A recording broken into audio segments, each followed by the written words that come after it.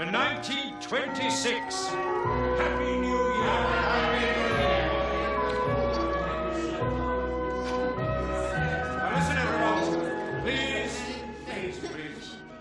I've been a very fortunate man, especially to have friends like all of you. And not many people went to Australia and bought a farm over a copper seam.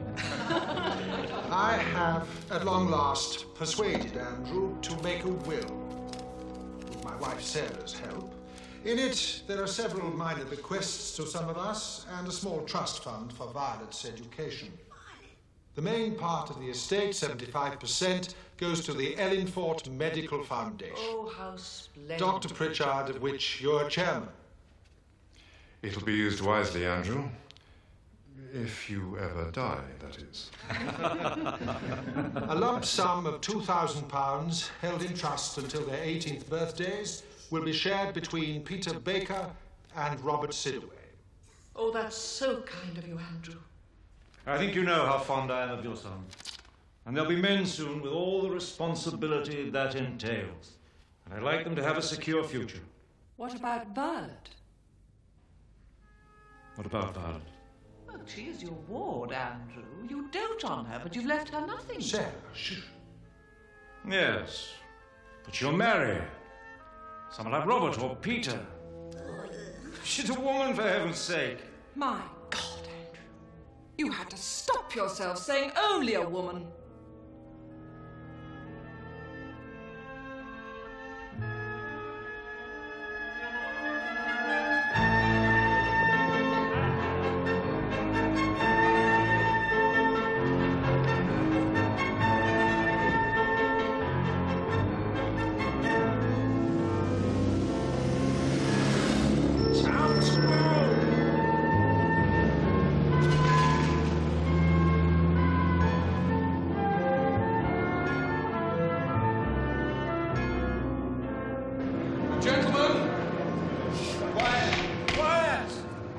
Before us is, this House believes that women can never be accorded equal status with men.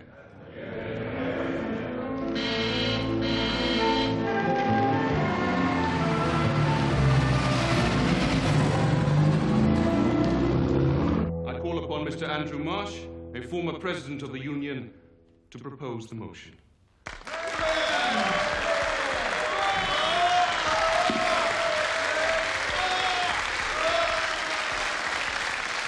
President, gentlemen, few people, if any here today, would deny their fellow human beings, regardless of color, creed, or gender, the fundamental right of respect.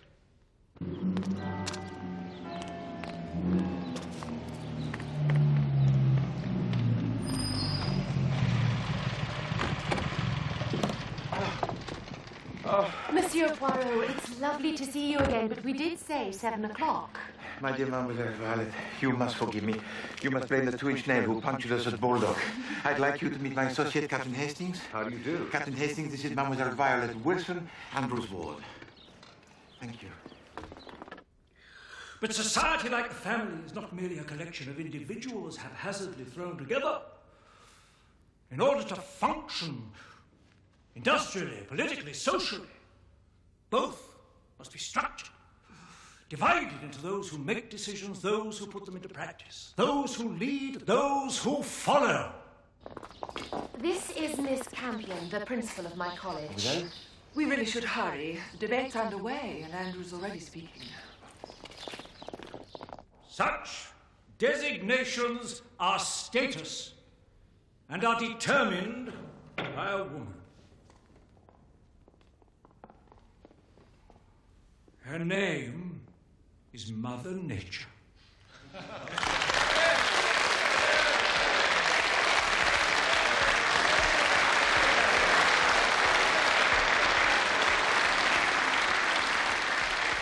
Gentlemen, I now call upon Mr. Robert Sidaway to oppose the motion.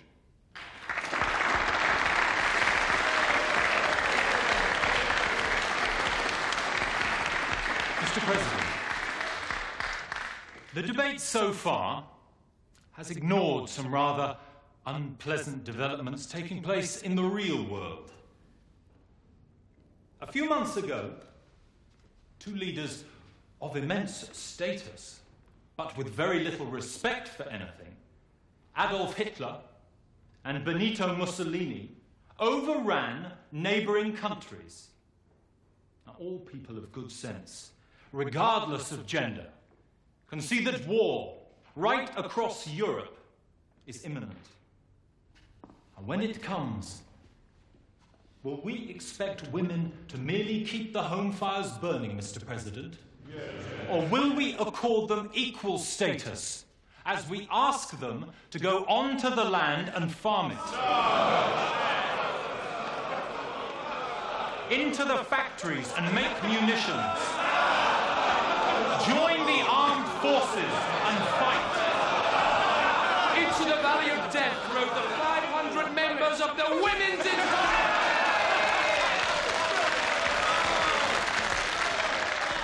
If you'll let us work and die for our country, why won't you let us join the union? Oh, God forbid, let us speak in a debate. I will not allow interruptions from the gallery. If it persists, I shall have it clear. Perhaps you're frightened we'll start talking sense.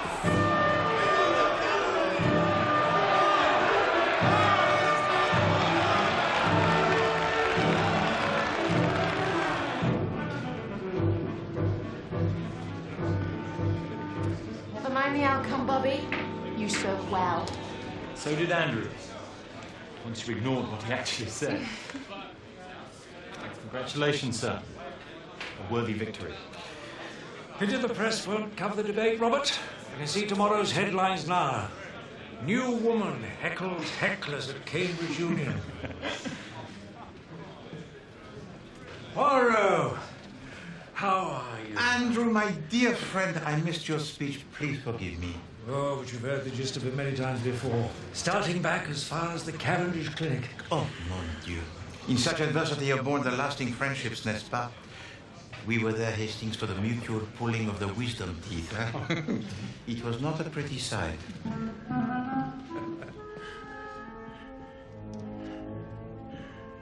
Damn doctor of mine never offers me anything for this wheezing. Perhaps because you tell him it does not bother you. Blasty man can see it does, surely. Uncle Andrew's had a wonky heart for years. It leaves him short of breath, though not of voice. This room is a place most industrious. Do you not agree, Hastings? Certainly is. I run a magazine, monsieur, called New Prospects.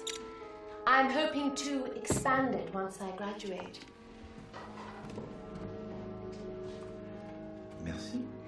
Do you have any money? Violet. If you won't invest, Uncle Andrew, I understand that. But somebody will. Have you tried one of the banks, Mademoiselle Violet?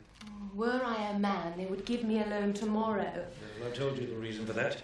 Women in business are just begging to be taken advantage of. Right, Hastings?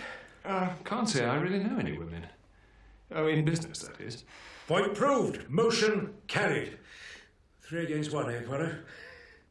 No, mon ami. 2 against 2. Look, I know you've booked into an hotel, Poirot, but why don't you join us for a few days at Crabtree? Come over tomorrow for lunch. We should be delighted.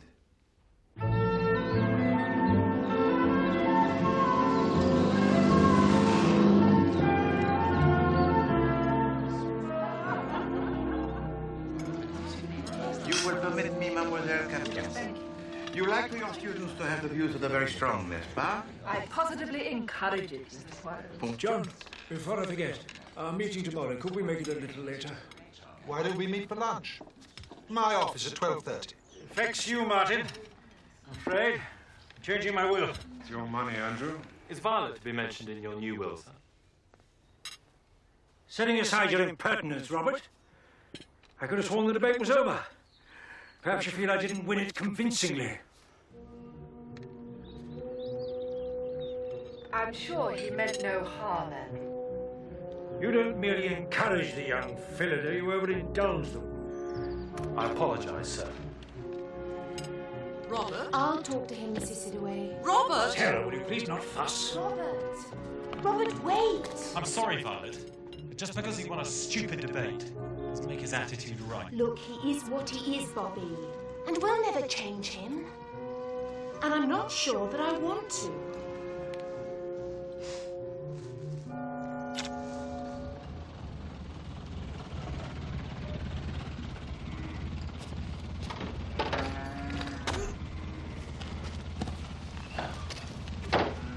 You did tell your dad to leave a sack of sweet potatoes up by your front drive, right? Yeah, thanks for the lift.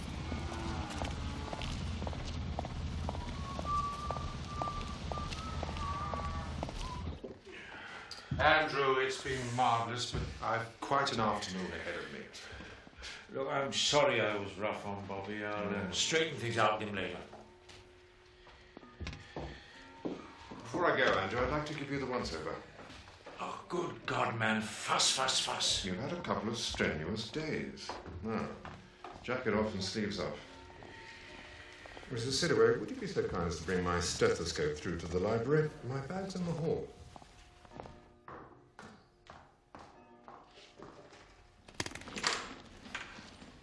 Afternoon, Mrs. Sidaway. Peter, what are you doing? Fortnight's leave, then we're off to Palestine. There's no one at the cottage, and Dad's on duty. I don't suppose Mother's... Yes, your mother's in the kitchen. Why don't you go and find her? Mother!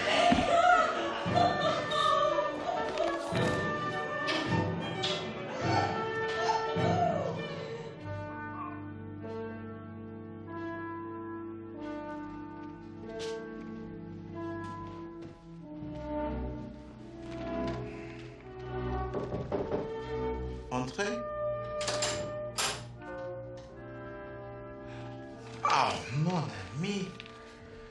The good doctor, he tells you to get some rest and you ignore his advice. You do not change. Oh, I've changed all right, Poirot.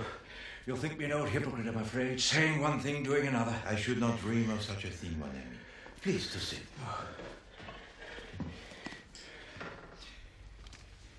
Even though, after all the things I've said about my health over the years, never taking anyone's advice, well... my specialist tells me Oh, damn it, I'm not afraid of it. I'm just afraid of upsetting others. He tells you that your life draws to its close? Diable. You know, 10 years ago, I made a will. I have, at long last, persuaded Andrew to make a will. In it, I left several small bequests. £250 to my lawyer, John Sidaway, and his wife, Sarah. To Miss Campion. Philida Campion received £500, which she immediately pledged to her college for improvements. My housekeeper, Margaret Baker, and her husband, Walter, the local police sergeant, were already provided for by an earlier endowment. Their son, Peter Baker, and young Robert Sidaway were left £1,000 each to give them a start in life. Ellingfort. But I left the bulk of my fortune to Dr. Pritchard as chairman of the Ellingfort Medical Foundation. If you ever die, that is. There was some consternation that night that I had excluded Violet from my will. But tomorrow I'm going to put that right. I intend to write a new will, leaving everything to Violet. Truth is, I've been so proud of her achievements at Cambridge over the past 3 years. She deserves it. I'd like you to be executor of that will, Poirot. Say you'll do it for me. But of course. Why this urgency? Who the hell is that at this time of night? Look, we'll talk more tomorrow. Oui, bien sûr. Good night. Bonne nuit, cher ami.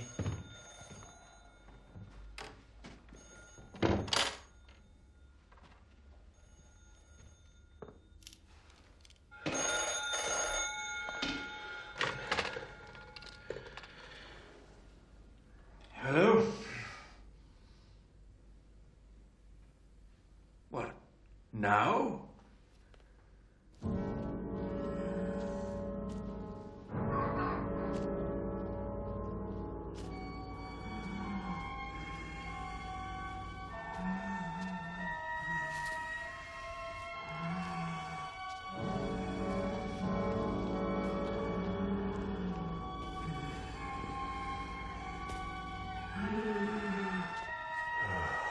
Couldn't this have waited?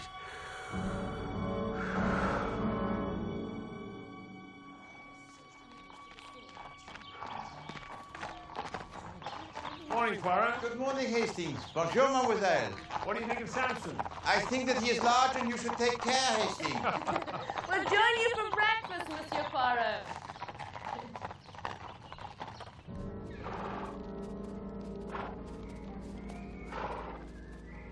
What a charming folly. Andrew restored it about 15 years ago. Comes here to think. Race your back. Wait a minute, Violet.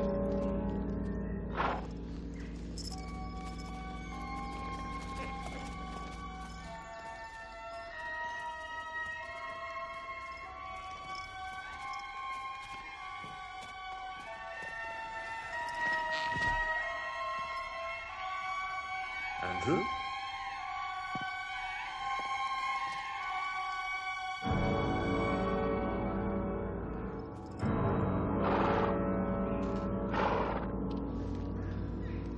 Violet, go back to the house and get Sergeant Baker.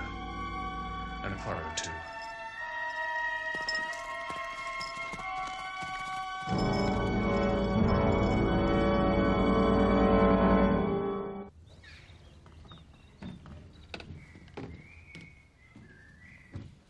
Sergeant Baker, you permit that I make a search?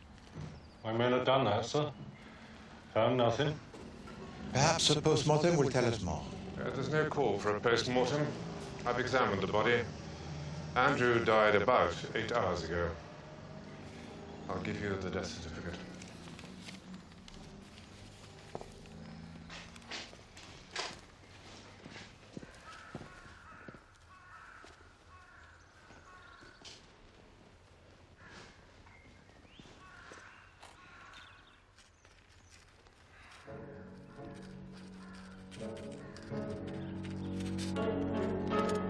Heart failure? What's wrong with that? It says nothing. I get to see a corpse whose heart still beats.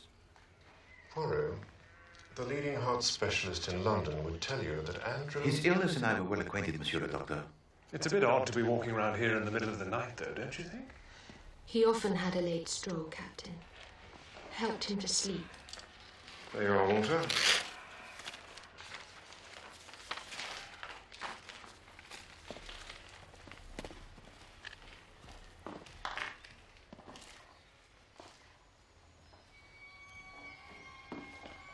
Last night, Andrew tells me he was to make a new will.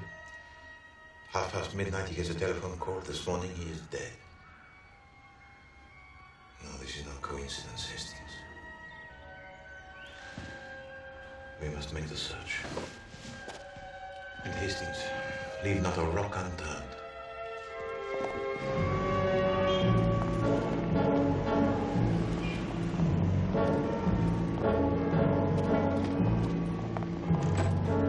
As you know, Monsieur Poirot, it's not usual to read a will before the funeral. But in this case, I made an exception, hoping to dispel your fears concerning Andrew's death.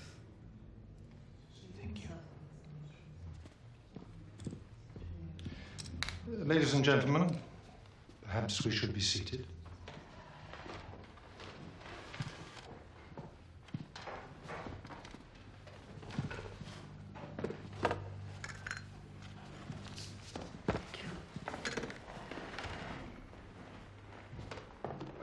It wasn't a complicated will, Mr. Poirot. We were all present at the witnessing 10 years ago now. The will, Monsieur Sidoret?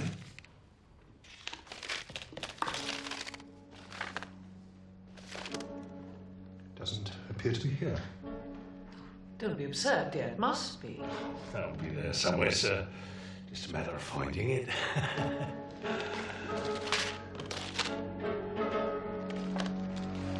Mesdames et Messieurs,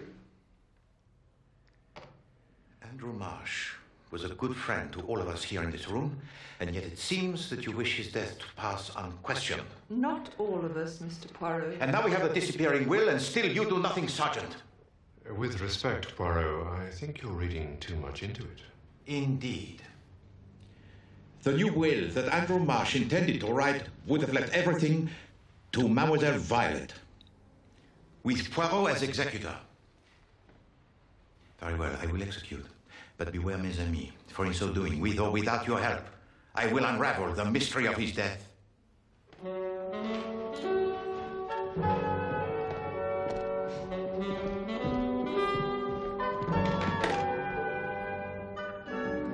This is intolerable, Hastings. We are dealing with a close-knit community where the business of each is known to all, except to Poirot. Yet. Just a second, Poirot. That missing will be a godsend. It'll mean Andrew died intestate. Thank you for that note of optimism, Hastings. But all you have to do is tell the probate court that Andrew wanted Violet to have everything. And you think that they will accept that?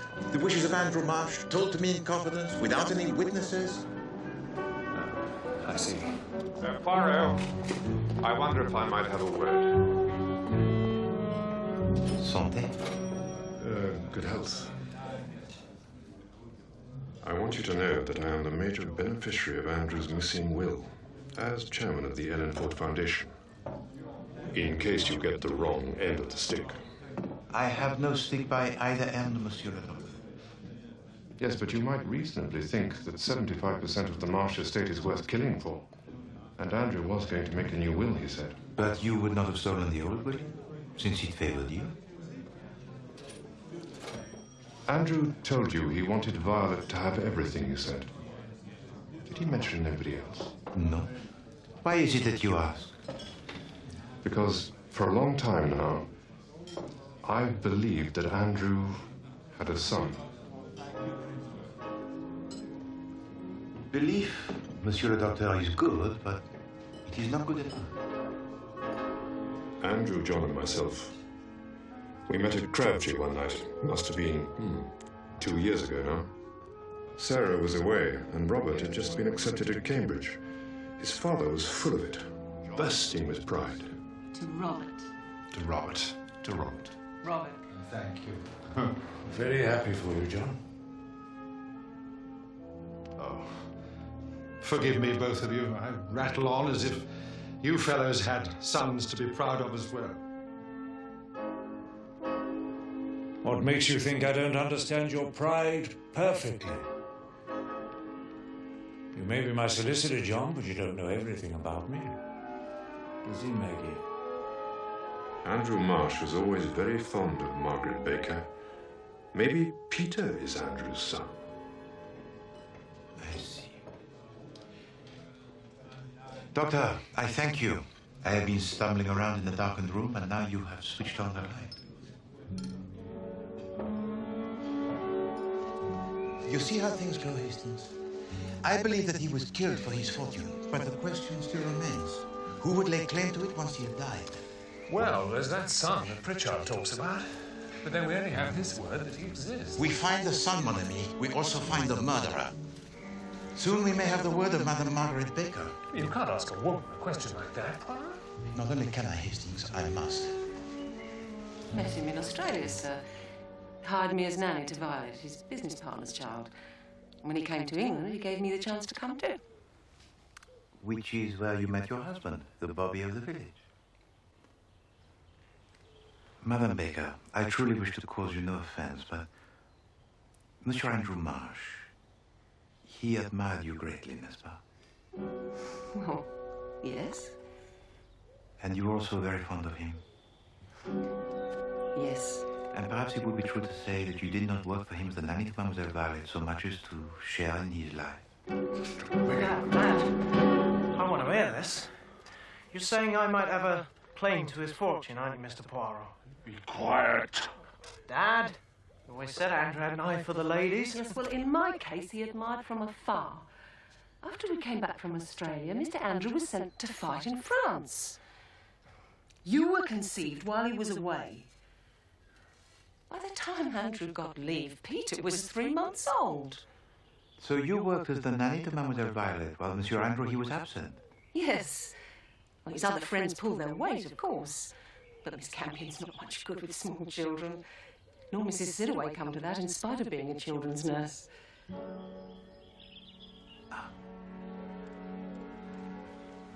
Thank you, madame. Got some gall to go casting aspersions like that, Poirot.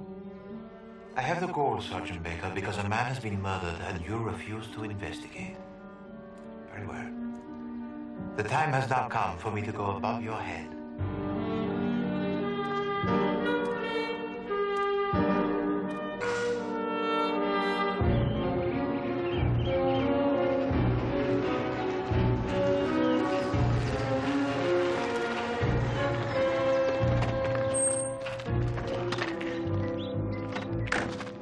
Thank you for coming, Chief Inspector.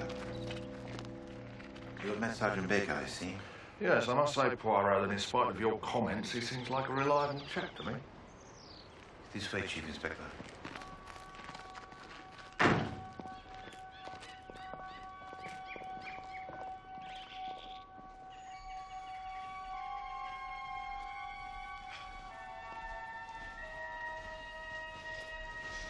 Monsieur Marsh was discovered here, Chief Inspector.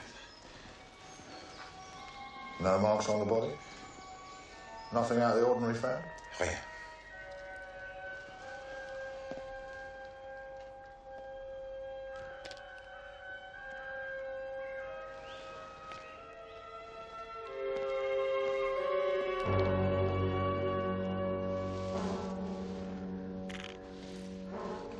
What's this then, if it isn't out of the ordinary?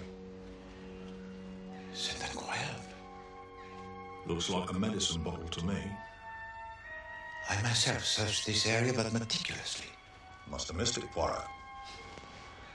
Any of the local quacks reported one of these missing? No, sir. Sorry, sir. We'll get onto it right away. I'll ask Dr. Pritchard. Pritchard? He's the chairman of the Ellenford Medical Foundation. Dr. Martin Pritchard. Listen, Poirot, don't tell people I'm in the neighbourhood yet. I shall need to see the coroner's officer. I want a post-mortem. I want to know what was in this. Miss Campion, could you spare us a few moments? I am rather pressed for time, Robert. Please, Phillida. It's about my mother, Miss Campion. About me. About my father, too, I suppose. 2 years at King's and you still didn't make any sense, my dear boy. Like so many before you. You won't laugh when you know the reason, Phillida. Robert needs your advice. I think Andrew Marsh was my father, Miss Campion. And you're asking me what you should do about it? Why didn't you ask Mr. Poirot?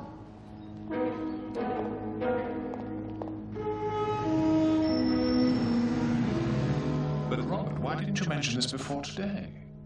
My mother only told me about it last night. Took some guts on her part. It doesn't seem to have upset you unduly, Robert.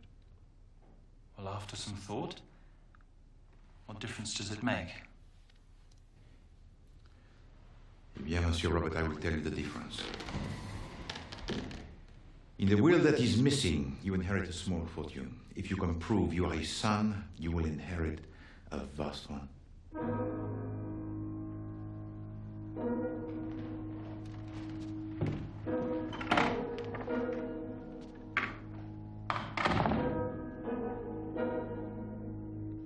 And now a son by Sarah Sidaway.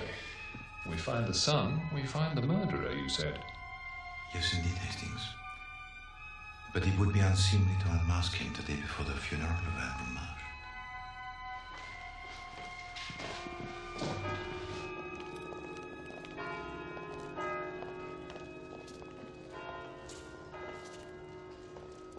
The man had a lot of friends, Poirot. What good are many friends, mon ami, when you have one bad enemy?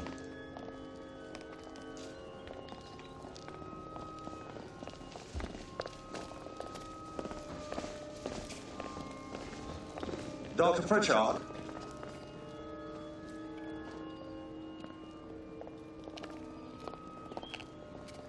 You look to be in the rudest of health, Chief Inspector. You have met before? Would you care to fill these gentlemen in, sir, or shall I? Very well, then. We met in London 15 years ago. Dr. Pritchard here was running a so-called humanitarian group, helping the terminally ill. to kill themselves. To end their suffering, you mean? We investigated his organisation, but couldn't prove anything. At a rough guess, I'd say he's up to his old tricks again. No. Yours, Doctor, according to the manufacturer. They send them out with batches of insulin, all numbered so they can keep tabs on them.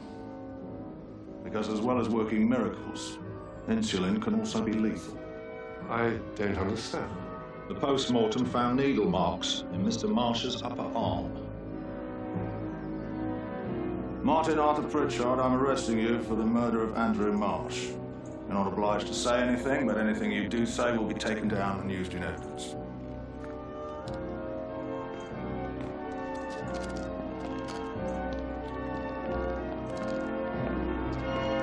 All things come to he who waits, Poirot. I knew I'd get him sooner or later.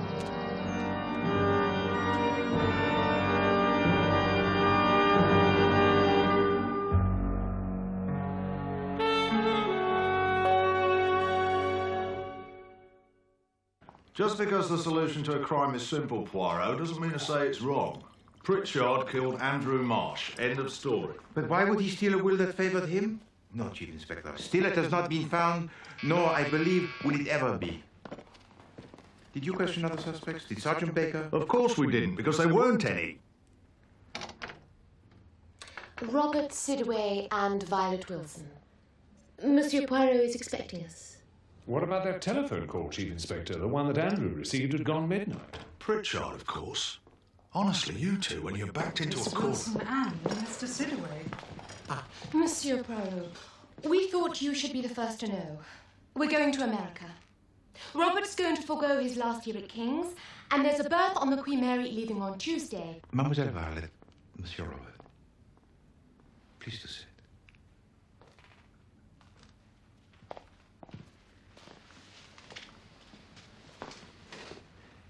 Eh bien, mademoiselle, what of the end of term? What of the graduation ceremony of Mademoiselle Campion? Why the sudden rush, Miss Wilson? What is there to stay for? Women are treated as equals in America. I can forge myself a decent career. And a man I've known all my life is charged, quite insanely, with my guardian's murder. Mademoiselle Violet, your late guardian would not have wanted you to miss the graduation ceremony. I beg of you, before you finally make up your mind, to give Poirot a little more time. Please.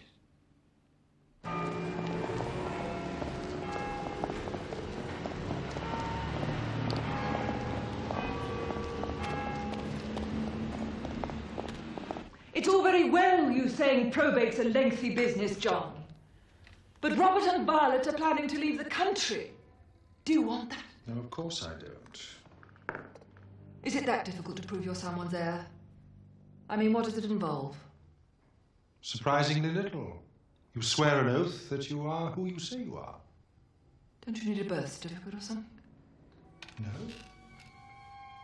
Would you apologise to Sarah for me? She's invited me to dinner on Saturday, but I'm going to London. I'll tell Sarah. Theatre? Concert? No. To see Hercule Poirot, as a matter of fact. I need his advice on something.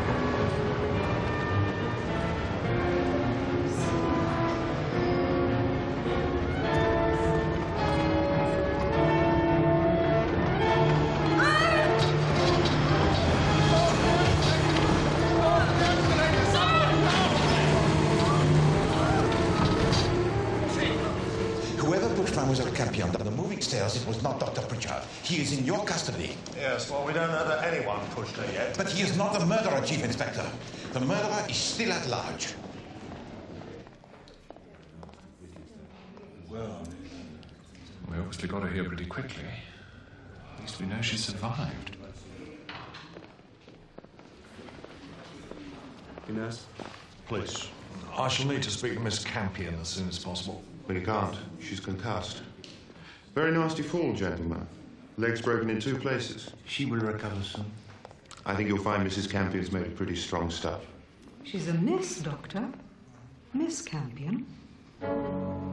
You called her Mrs. You know her well? Well, No, but we know she's not married. Tell me, Doctor, did you call her Mrs. out of habit or a slip of the tongue? Look, I'm sorry, I didn't mean to speak out of turn, but... If there's something you know, Doctor, it's your duty to tell us.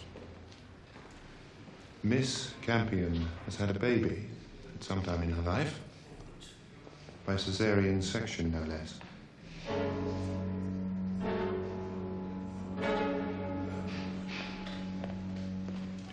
Miss Lemon, I have a task for you.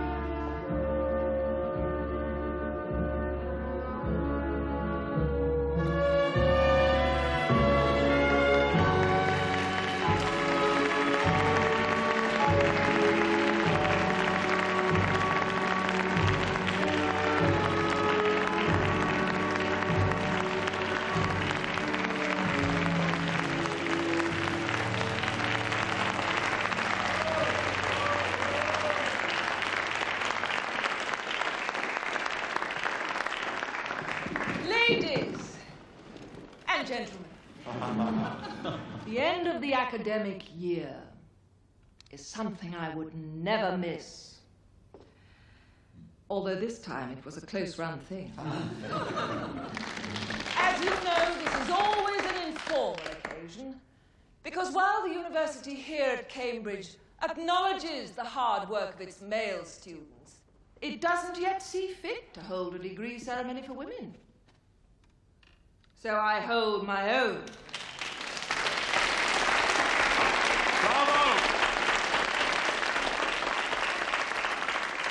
And as you take your places in society, I hope that 3 years here will have proved you more than worthy of them.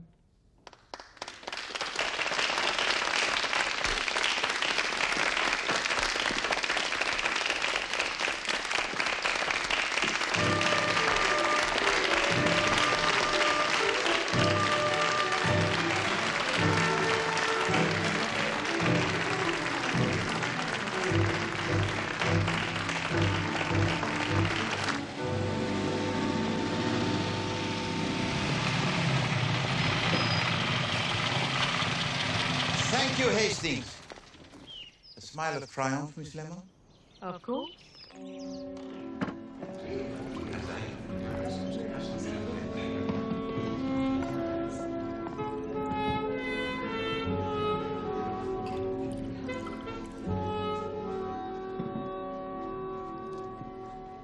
Mesdames et Messieurs, to begin, I think it is fitting that we should make a toast to our dear late friend, Monsieur Andrew Marsh. Andrew Marsh.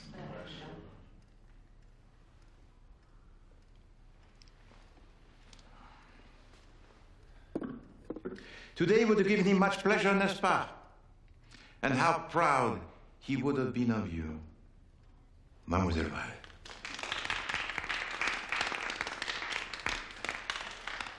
However, there is someone in this room who denied to him this pleasure. You mean his murderer's here. One of us.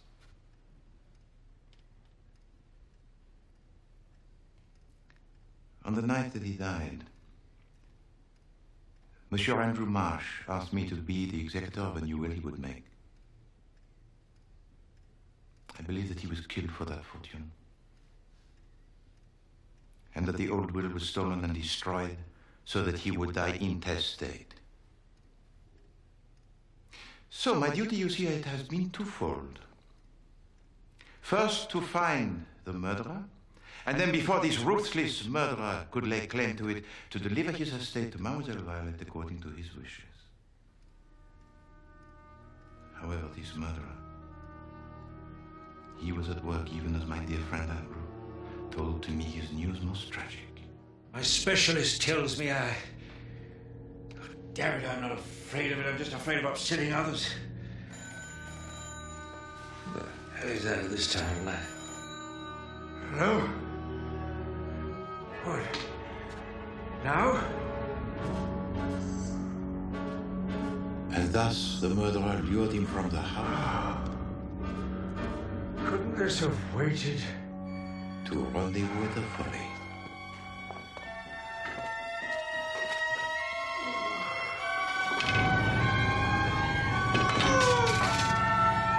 And here, our murderer administered a massive and fatal dose of insulin in a cowardly attack upon a man who was sick and weakened.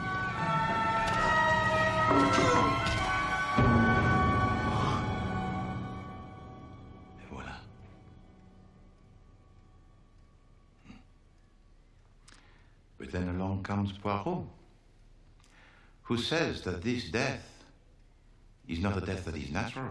Oh no. It is a murder. So fearing for their own safety, the murderer pointed the finger toward Dr. Martin Pritchard by placing at the scene of the crime the file containing the insulin. Chief Inspector Japp arrives to help me with the investigation. He examines the folly and he finds it there. Why was that file not found the day of the murder by Sergeant Baker, huh? Because it was not there. No? Poirot himself searched the area, and Poirot never misses. So, my good friend, the Chief Inspector Japp, promptly arrests Dr. Martin Pritchard. And with a man who is innocent charged for the murder, the real killer could now lay claim to the Marsh fortune. So it was thought, without suspicion. But Dr. Martin Pritchard had already told to my associate, Captain Hastings, and myself, that Andrew had a son.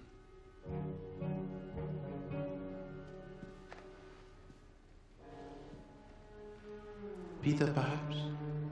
That doesn't mean say I'd kill him for it. Or you, Robert. Now, your claim had to it more substance, n'est-ce pas? Because you believed that Andrew Marsh and your mother were lovers. Robert was with me the night of Andrew's death, Monsieur Poirot. Violet, don't. Was the arm that pushed Mademoiselle Campion down the moving stairs yours, Peter? Yours, Robert?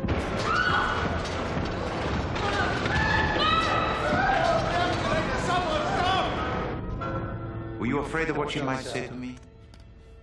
Theatre? Concert? No. To see Hercule Poirot, as a matter of fact. And of course the killer certainly knew of the visit to London of Mademoiselle Campion to see Poirot. Because Mademoiselle Campion had discovered in a conversation with the lawyer John Sidaway that for a child to claim the estate of the father, the real identity of the mother need not to be revealed. But events took such a turn that did reveal a secret that she herself had kept for more than, 20 years?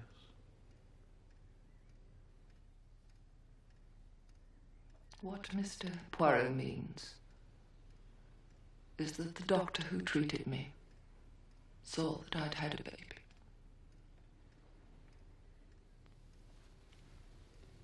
When I was a student here.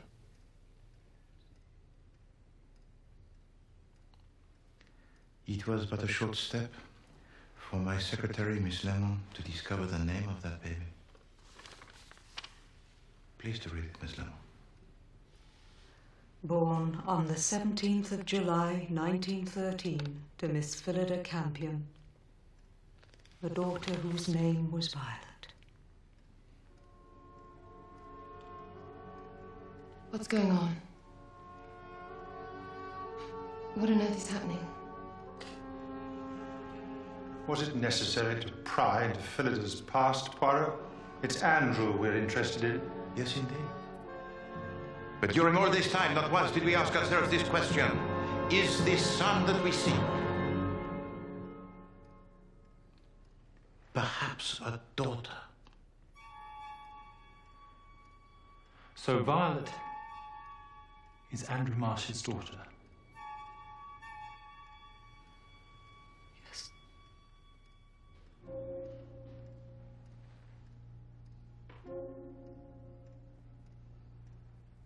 So, Monsieur Robert,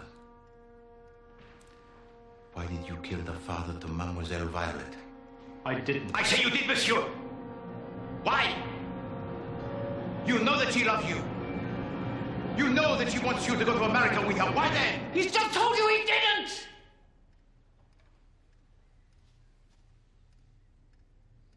No, madame. Perhaps, Robert, he is not the murderer.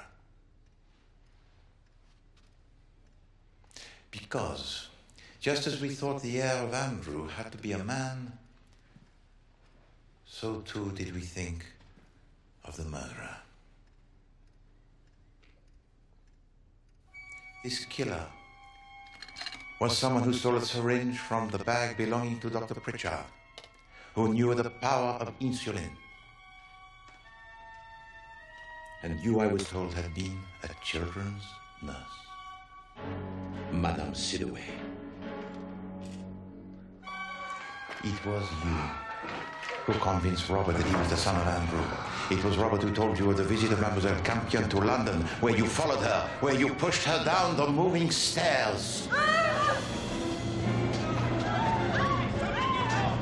Because you were afraid that at last she would reveal Mademoiselle Violet as the rightful heir. No.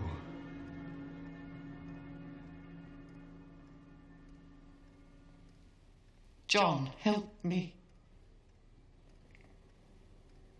There's nothing I can do, Sarah. How did you know about Violet? I had a friend who worked in the clinic.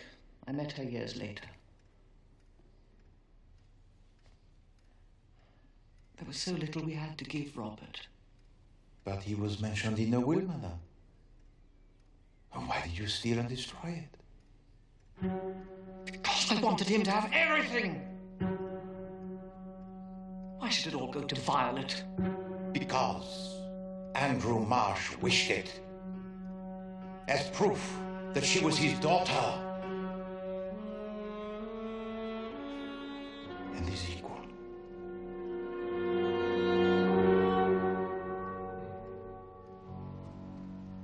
I think you'd better come along with me, Mrs. Sidaway.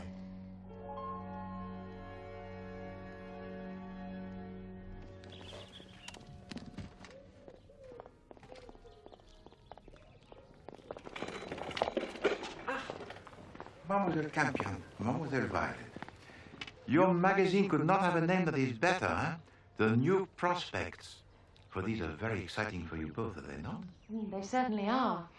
And I'm going to use the inheritance to start my own publishing company. And you, Monsieur Poirot, shall be my first subscriber. Thank you, mademoiselle. You know, the companies, they have a chairman, huh? But in this instance, why not a chairwoman? You already have the chair, I see. Not for much longer. Plaster comes off a week today.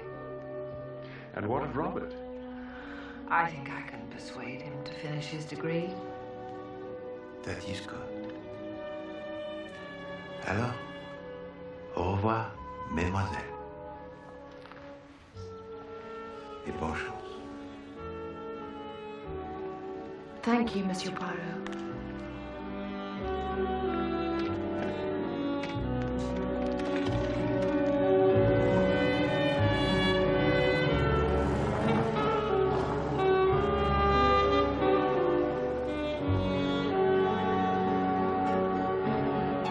Poirot.